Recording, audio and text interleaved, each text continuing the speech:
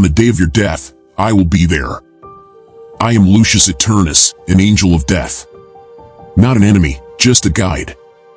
My presence marks the end of one journey and the start of another. For some, death is gentle. For others, it's a storm. Today, I watch one of those cases, Santa Barbara, 1994. Bill Letson doesn't know it yet, but his time is running out. He has no idea he's about to cross that line between life and death.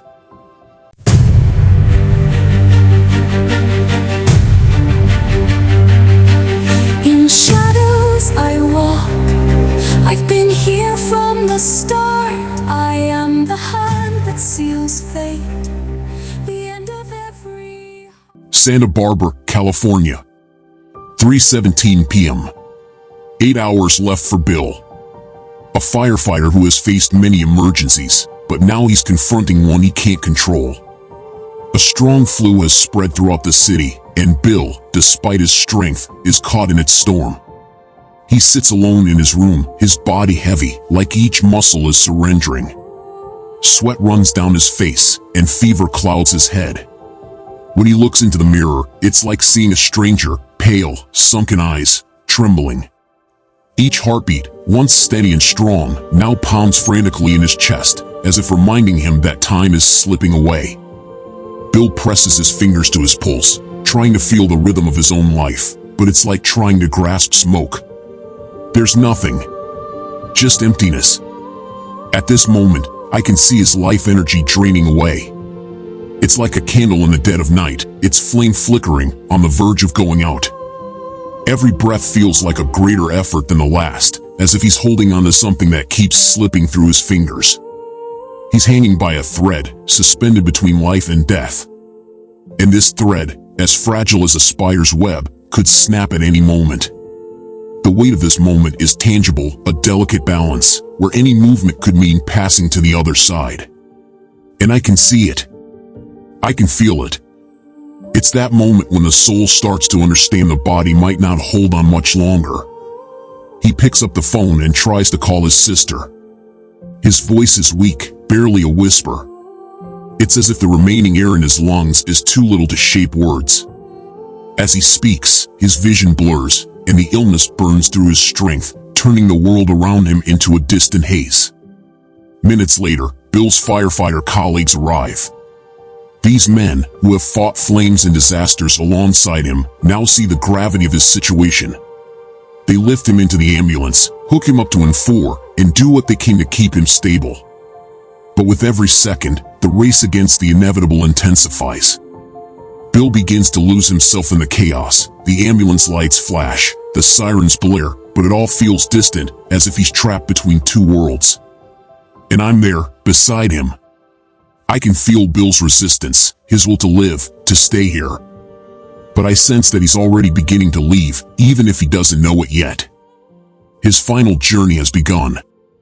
And the time left is just enough for him to realize that when that thread finally breaks, the life he knows will change forever. 5:12 p.m. 6 hours remain before Bill Letson's departure. As the doctors rush around, trying to stabilize him, needles, for drips, monitors, I see what they can't. Slowly, Bill's body gives into exhaustion.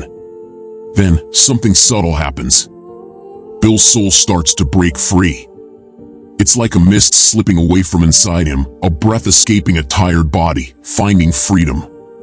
At first, Bill feels disconnected, as if floating between a dream and reality, but this feeling soon transforms into liberation. He senses an invisible weight lifting from his shoulders, a burden he never even knew he carried.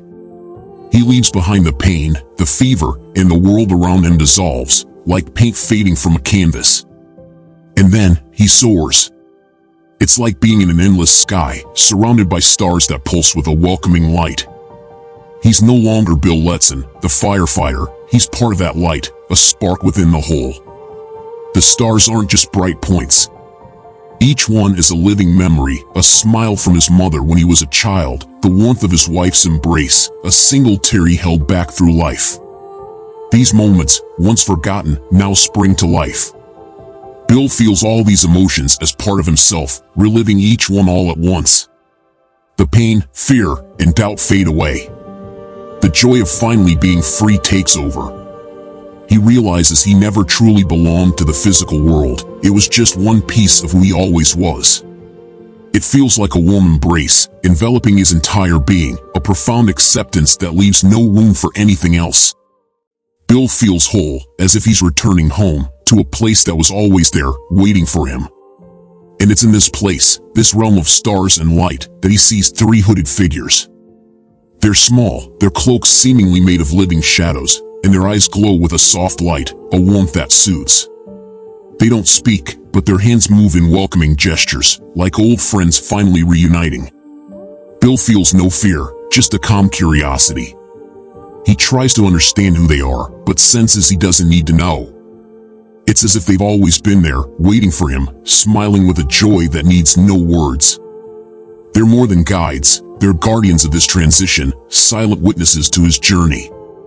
But then, a fourth presence appears. Taller, shrouded in a serene light, not blinding, but filling everything with peace.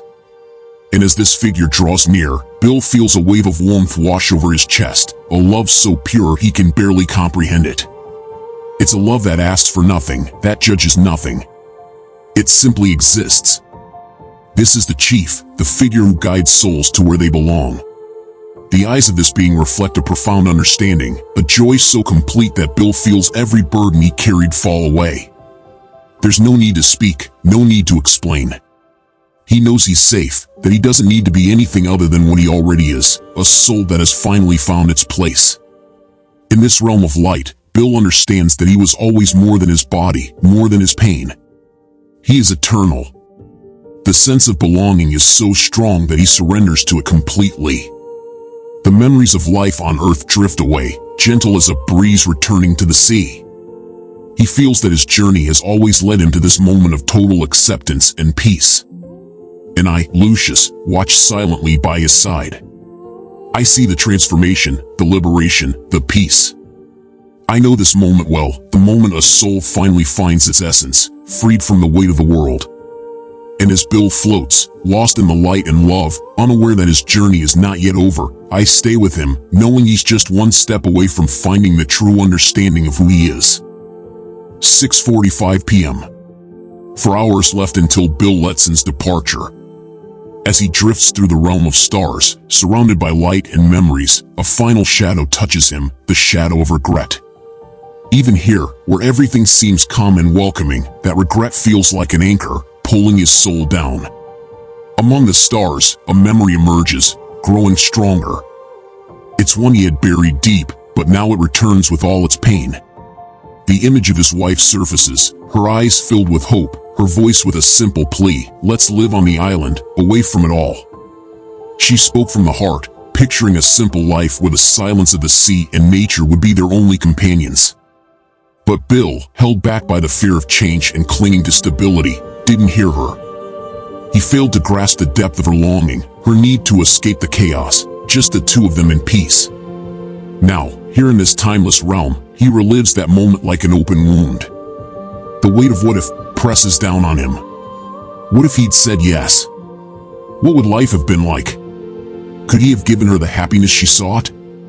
These thoughts swirl around him like shadows, and he feels a sorrow so profound that, for an instant, the stars around him seem to dim. I can see it. I see his eyes filling with a sadness he can't contain, a pain too deep to hold back. It's the ache of knowing there's no going back, that the moment has passed, and now only regret remains. And yet, there's no desperation, just a quiet wish that he had done things differently, that he'd been able to truly listen. The guides around him, hooded, gentle figures, remain still, watching with tenderness. They know that this pain is part of the journey for all who pass through here. They've seen it countless times. But to them, there's no judgment, only understanding. Regret is not an end, it's a lesson. And Bill feels this, as if their gaze whispers to him, accept the pain, feel it, but understand that it's just part of the path. Bill realizes that the sorrow he carries is part of who he was, but it doesn't have to define who he is now. Tears fall, one by one, like a soft rain that cleanses the soul, and he senses each guide's presence, standing by him in his suffering, but also his release. He starts to see that there are things that need to be let go, and this is one of them. To find peace, he must accept himself, flaws and all. It is in this moment of acceptance, as the tears dry and regret begins to fade, that the chief draws near. Light spreads around Bill, a warmth that comforts and reassures. His presence doesn't demand anything, it simply offers solace. He doesn't need to speak to be understood. But even so, his voice comes forth like a gentle stream, calm and inevitable. It's time to go back. These words seem to resonate in every cell of Bill's being, a call he cannot ignore. Bill resists. He looks around, feels the peace that surrounds him, and knows he's found something he's always sought. Here, there is no pain, no need to fight. Why go back? He's found what he needed, a peace that asks for nothing, that simply lets him be. But the more he tries to hold on to this realm of stars, the more he realizes it's like trying to grasp sand. Everything slips through his fingers. He feels the pull of something greater, tugging him back, like an invisible rope tied to his heart, drawing him back to earth, to the body, to the life that isn't finished yet. I watch this inner struggle. I see Bill wrestle with the question of why he must leave this peace behind, searching for a reason to return to a place where he once felt pain. But there is something he doesn't yet know. There is a lesson he still needs to learn, something that only time will reveal. That's why he must go back. And even though he may not understand now, returning is part of a greater journey, one that reaches beyond what he can imagine. The light around Bill starts to unravel, the stars growing distant, and he feels his body becoming heavy once more, like an anchor dragging him down. It's like falling into a deep well, being pulled back into darkness, losing the freedom he had just found. He doesn't want to go, doesn't want to return to the flesh, to the limits of the body, but there is no choice. And so, he begins to descend, returning to where his journey began, not knowing that even in this return, there is a new journey to be lived, a new understanding to be reached. 7:59 p.m. Just a few minutes remain before Bill Letson departs. The realm of light that had embraced him begins to fade, breaking apart like shards of glass. The peace and freedom he found there slip through his fingers, replaced by something denser, darker, suffocating. Bill feels as though he's being pushed, squeezed, forced into a space far too small for his soul. He tries to take a deep breath, but the air around him feels heavy, thick, as if he's being dragged back to what he thought he had left behind. And then, he awakens. The hospital is a harsh reality. The mechanical beeps of the machines cut through the silence, replacing the calm he'd felt. The white light is stark, lifeless. Bill tries to move, but his body feels heavy, rigid, as if he's carrying a burden he's now forced to bear. Each movement is a struggle, the weight of the sheet against his skin, the touch of the four in his arm, the tubes invading his face.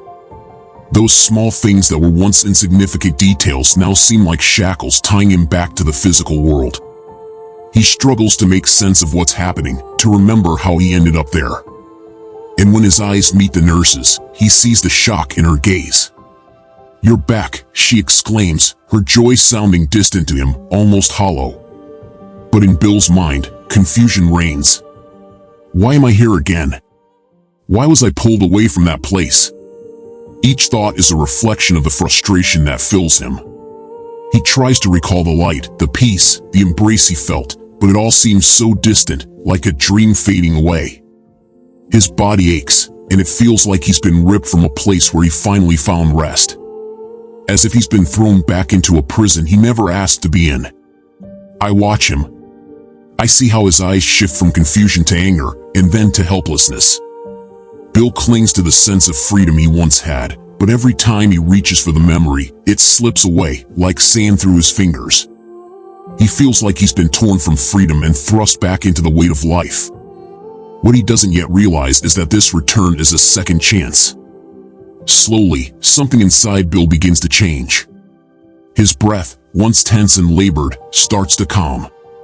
Understanding comes like a gentle breeze, little by little. He realizes he is still alive.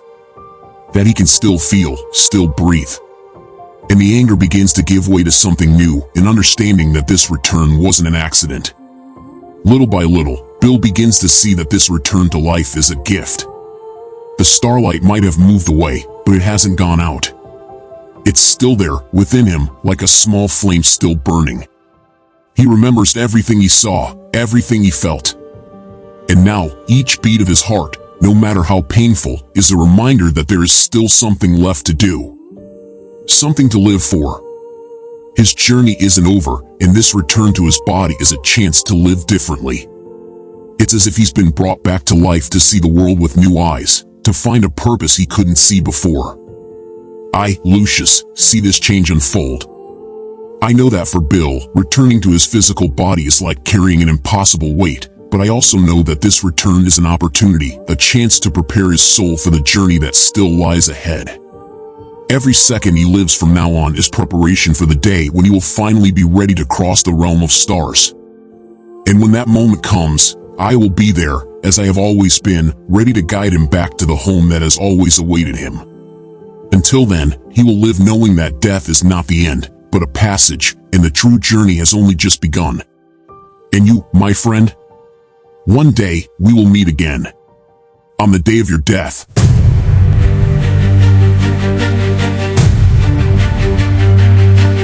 In shadows I walk. I've been here from the start. I am the hand that seals fate, the end of every heart. I'm